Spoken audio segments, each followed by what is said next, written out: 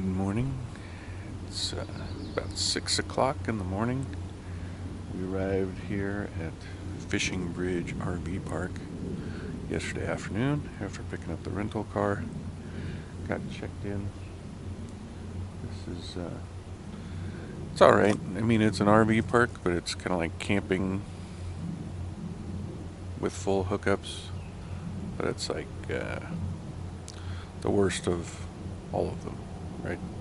It's kind of dirty like a campground, but no fire pits, no picnic benches, and the spaces are crammed in like 5 feet apart from each other like an RV park, but you do have full hookups, so we'll be able to leave the cats in the motorhome all day, let the air conditioner run so that they can be comfortable, and we'll go out and tour Yellowstone.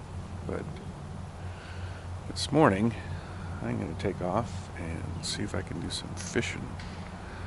They allow you to fish in Yellowstone if you get a license. You get a 3-day license for $40. So I picked myself up a license yesterday, and I'm going to go try some fishing this morning. It's early, so maybe we can get some.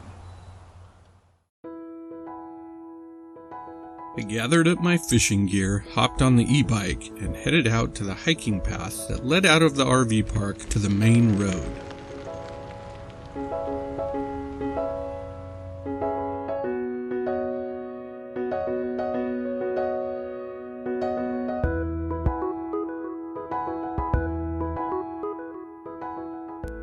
Just up the road was the Visitors Center for Fishing Bridge, which was closed, but you could still access Yellowstone Lake.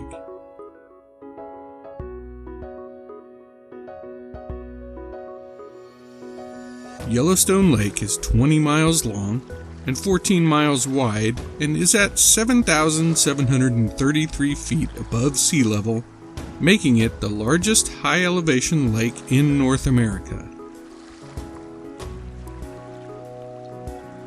Unlike most all of the lakes I have fished, it is not a man-made reservoir, but is a natural lake, and it is home to the largest population of wild cutthroat trout in North America. So I rigged up my tackle and cast my line.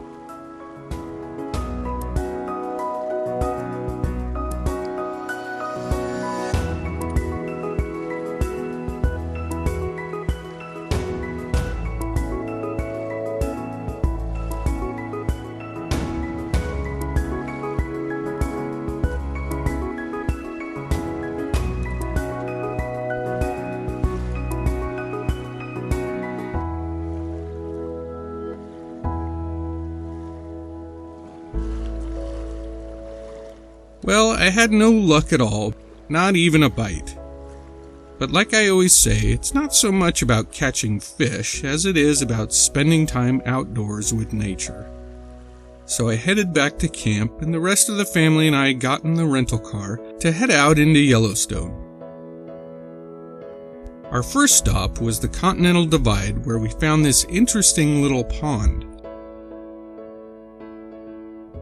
So this is the little pool. So that little pool drains both to the Pacific and the Atlantic.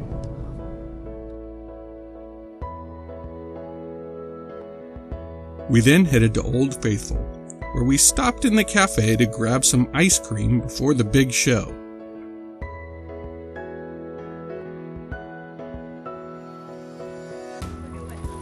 It's starting to sputter and spit and stuff. Mm-hmm.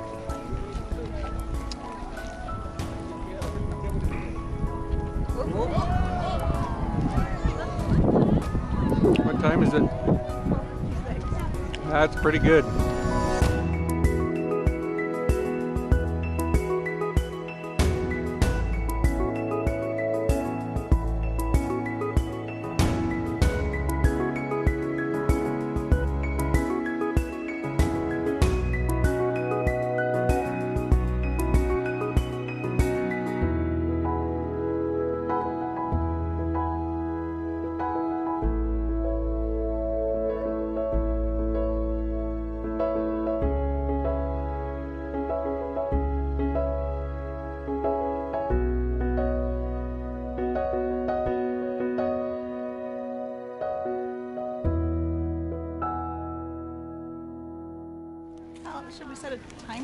just watch the clock. After Old Faithful had gone off, we headed into the visitors center to see when the next eruption would be, and we found out there was another geyser just about to erupt at any second, so we hurried out to try and catch it. Take me back to a place where I felt at home. Take me back to a day when we weren't alone. Take me back to an age when the world felt small. Way back before we blew it all. Take me back to a place where I felt at home. Take me back to a day when we weren't alone. Take me back to an age when the world felt small. Way back before we blew it all. This geyser was called Beehive Geyser and was known to erupt erratically every 5, 7, or 8 days or so, so we were very lucky to have seen it gone off. It was also very powerful and went on for a good 5 minutes. Afterwards, we took a hike along the Upper Geyser Hill Trail to see some of the other features in the Old Faithful Basin.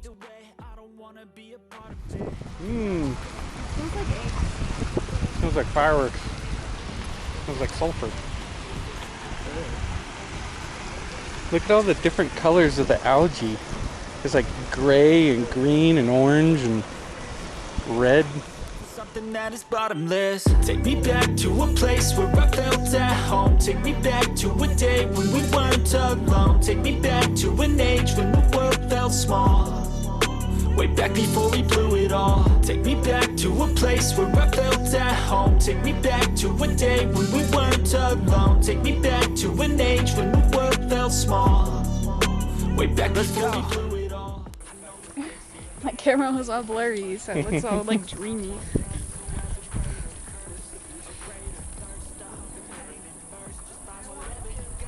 That looks cool.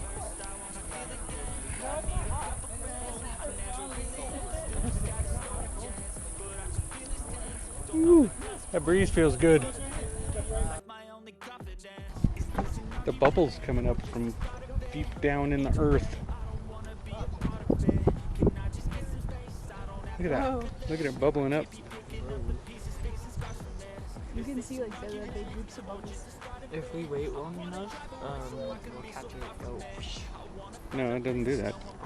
This isn't a geyser, this is just a spring. Something that is bottomless. Take me back to a place where I felt at home. Take me back to a day when we weren't alone. Take me back to an age when the world felt small.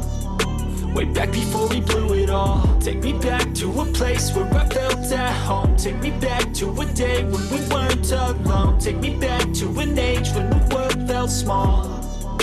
Way back before we blew it all. Take me back to a place where I felt at home. Take me back to a day when we weren't alone. Take me back to an age when the world felt small.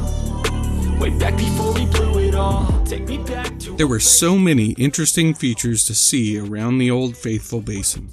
We even came across a bison grazing near a spring. We blew it all.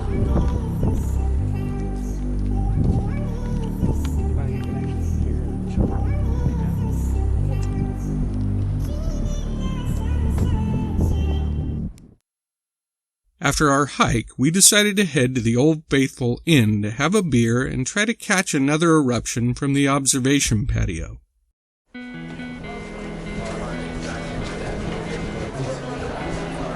Welcome. Thank you. Wow. I think I said that.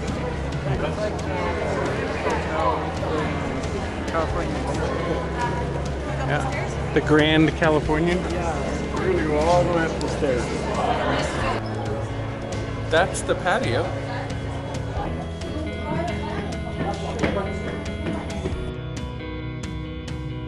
So we pulled up a spot outside on the patio and we waited.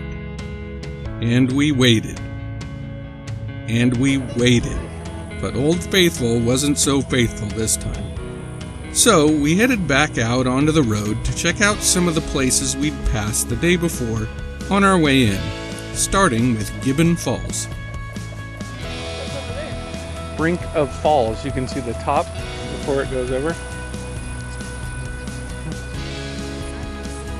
Yes. It is.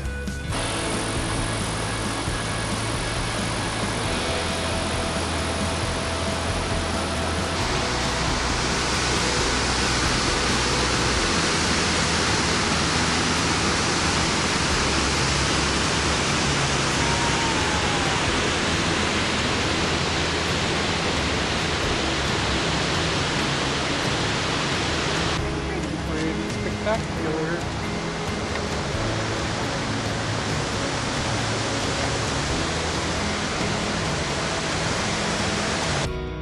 Next up was to head to Mud Volcano. Why is that so muddy?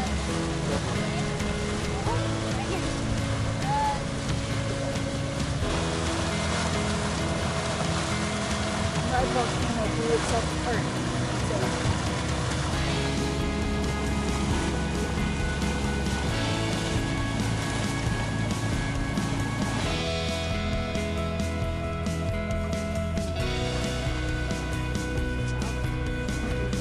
Yeah.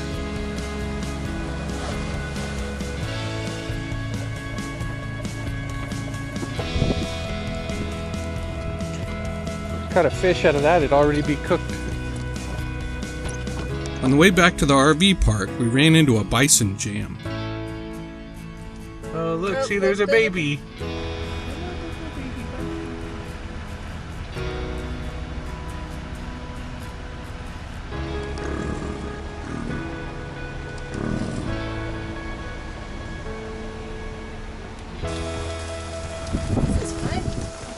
Well, it was quite a day. Join us again for more of Yellowstone, and thanks for watching.